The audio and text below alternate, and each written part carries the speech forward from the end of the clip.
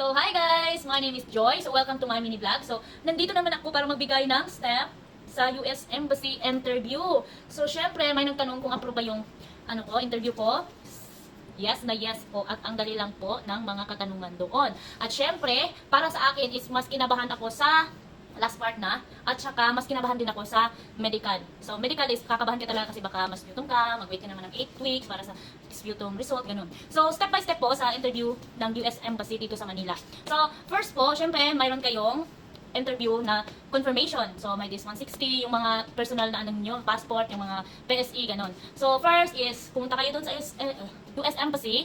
So, kailangan yung magtanong doon, saan maglinya, ganun. So, kasi 9:30 yung namin, yung interview namin, pero pumunta kami doon ng mas maaga kasi marami talagang tao. Okay lang naman na pumunta kayo ng maaga doon, at least makapagtanong-tanong kayo. So, ano ang bawal sa sa US Embassy? Bawal dalhin yung cellphone, yung malaking bag, at saka yung mga matutulis na gamit, bawal yon. So ako, wala talaga akong dinala doon, yun lang ito lang yung dinala ko, yung mga bundles na, mga papilis, yun lang talaga, at pera, pang pamasahe. Yung cellphone ko, iniwan ko sa hotel. So, ayun guys, so first step nga, pumunta ka doon, tapos lalagyan ng tatak yung passport mo sa likod na may letter C, A, B, C, ganun.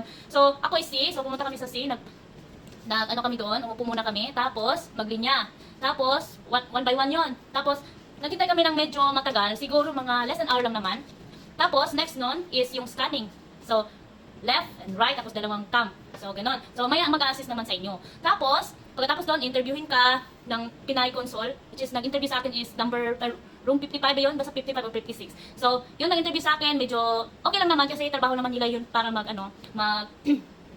medyo mag-strict sila sa mga papilis mo. Siyempre, tanungin ka nila about sa fiancé mo or sa kung asawa mo. So, kung anong pupuntahan mo doon, siyempre, tanungin ka. Ang address. Basta, marami silang tanong. Para sa akin, marami silang tanong kasi divorce na ako. Pagkatapos na interview doon, yun na, pupunta na kayo sa pumunta ako sa number 66. At naghintay pa naman ako ng mga ilang minuto sa upuan, tapos tinawag is number 66 ako. At doon na, yung US Consul na ang nag-interview sa akin. Napakadali lang po ng US Consul. Masasabi ko talaga, kinabahan lang talaga ako dahil nga divorce ako. Yun nga, maraming tanong, bakit gano'n? Bakit dito ka sa Pilipinas iwalang divorce dito, lang, bla bla bla, maraming tanong. So, yun ang nasagot ko naman. Syempre, meron na tayong kasagutan before tayo pupunta doon. Syempre, mag-study, magtanong-tanong naman tayo. So, which is nag-agency din kami. So, sila na lahat ang mag-process ng bundle. So, pagdating sa akin naka-bundle na, which is mayroon lang akong mga original na kailangang i-attach, na-attach mo naman. So, okay lang naman yon kasi naka-ano na lahat, plain na lahat. Kailangan mo na lang pumunta sa US Embassy at mag-interview. Yun ang kagandahan kung mayroong agency. At saka yung agency ko ay Total Consultancy Limited. Nasa Hong Kong po, Wan Chai, at yun lang yung kanilang address, yung kanilang office. So, napakadali lang ng question guys. Medyo kakabahan ka lang kung meron kang mga, kagaya ko, may divorce, tapos, example, yung fiancé mo divorce dati, gano'n, meron silang mga tanong na medyo matagalan ka. So, syempre, kung meron kang ganyan na case, syempre, mag-isip ka na ng iyong isasagot sa bahay pa lang. So, ako is nag-study na sa bahay before ako pumunta doon sa US Embassy. So, yung US Consul is napakadali lang at napaka-friendly lang. Siguro na, napunta lang talaga ako doon sa babaeng napaka-friendly at napaka-mahinhin siya na, ang ganda ng pakitungo niya sa akin. Pero meron din nagsabi na, ganon. Pero para sa akin, yung pagiging stricto nila is okay lang naman. Kasi trabaho nila yon at tayo na lang ang mag-adjust kasi tayo ang gustong pumunta ng US. Kasi di natin alam kung okay ba yung background ng fiancé natin. So, syempre, sasabihin ng fiancé natin o partner natin, mabait ako o wala akong kaso. Syempre, ganon. Syempre, make sure lang nila na okay tayo pagdating doon at walang aberya. So, yun lang guys. So, sana nagtanong na, okay ba yung interview ko? Na-approve ba? Yes po! Approve.